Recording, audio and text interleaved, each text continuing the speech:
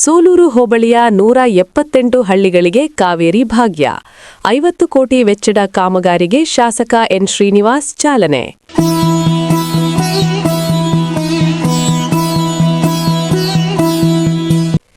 ನೆಲಮಂಗಲ ತಾಲೂಕಿನ ಸೋಲೂರು ಹೋಬಳಿಯ ಜನರ ದಶಕಗಳ ಕಾಲದ ಕುಡಿಯುವ ನೀರಿನ ಕನಸು ಇಂದು ನನಸಾಗಿದೆ.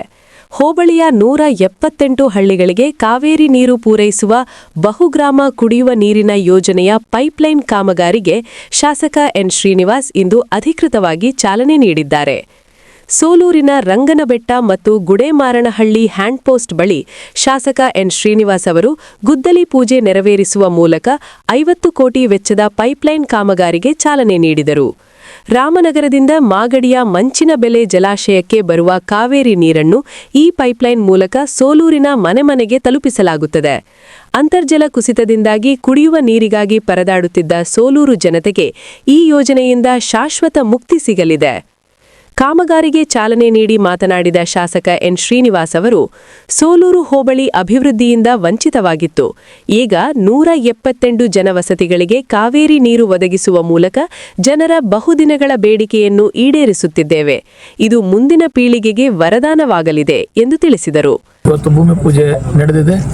ಇನ್ನು 1 ವರ್ಷದಲ್ಲಿ ಕಾಮಗಾರಿ ಪೂರ್ಣಗೊಂಡು ಈ ಕಡೆ ಕಾವೇರಿ ಭಾಗದ ಏನು ನೀರು ನಮ್ಗೆ ಅಲೋಕೇಶನ್ ಆಗಿದೆ, ಆ ನೀರನ್ನು ಜನತೆಗೆ ಸಮರ್ಪಿಸ್ತಕ್ಕಂಥ ಕೆಲಸವನ್ನು ಮಾಡ್ತೇವೆ. ಒಟ್ಟು 3.5 MLD ನೀರನ್ನು ಈ ಭಾಗದ ಜನತೆಗೆ ಕೊಡಲಿಕ್ಕೆ ಇವತ್ತು ಸರ್ಕಾರ ತೀರ್ಮಾನ ಮಾಡಿದೆ. ಕಾಮಗಾರಿ ಮುಗಿದ ತಕ್ಷಣ ಇನ್ನೇನು ಎತ್ತಿನಹೊಳೆಯಲ್ಲಿ ನೀರೇ ಬರಲ್ಲ ಅಂತಿದ್ರು, ಎತ್ತಿನಹೊಳೆಯಲ್ಲೂ ಸಹ ನೀರೇ ತಾಗಿದೆ. ಡಿಸೆಂಬರ್ 27ರವರೆಗೆ 27ರ ವೇಳೆಗೆ ಎತ್ತಿನಹೊಳೆನೂ ಸಹ ನಮ್ಮ ಜಿಲ್ಲೆಗೆ ಬರುವಂಥ ಅಂದಾಜಿದೆ. ಸ್ವಲ್ಪ ಹಿಂದೆ ಮುಂದೆ ಆಗ್ಬೋದು.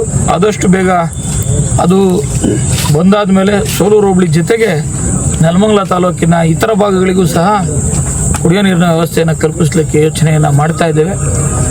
ಆ ದಿಶೆಯಲ್ಲಿ ಎಲ್ಲ ರೀತಿಯ ಕಾರ್ಯಪ್ರವೃತ್ತರ ಅಧಿಕಾರಿಗಳಿಗೆ ಆಗಿದ್ದಾರೆ. ನಾನು ಸಹ ಸರ್ಕಾರದ ಮಟ್ಟದಲ್ಲಿ ನೀರು ಅಲೋಕೇಶನ್ ಮಾಡಿಸಲಿಕ್ಕೆ ಹೋರಾಟವನ್ನು ಮಾಡಿದ್ದೇನೆ. ಉಪಮುಖ್ಯಮಂತ್ರಿಗಳನ್ನು ರಿಕ್ವೆಸ್ಟ್ ಮಾಡಿದ್ದೇನೆ, ಸಕಾರಾತ್ಮಕವಾಗಿ ಸ್ಪಂದಿಸಿದ್ದಾರೆ. ಅದು ಸಹ ಮುಂದಿನ ದಿನದಲ್ಲಾಗುತ್ತೆ.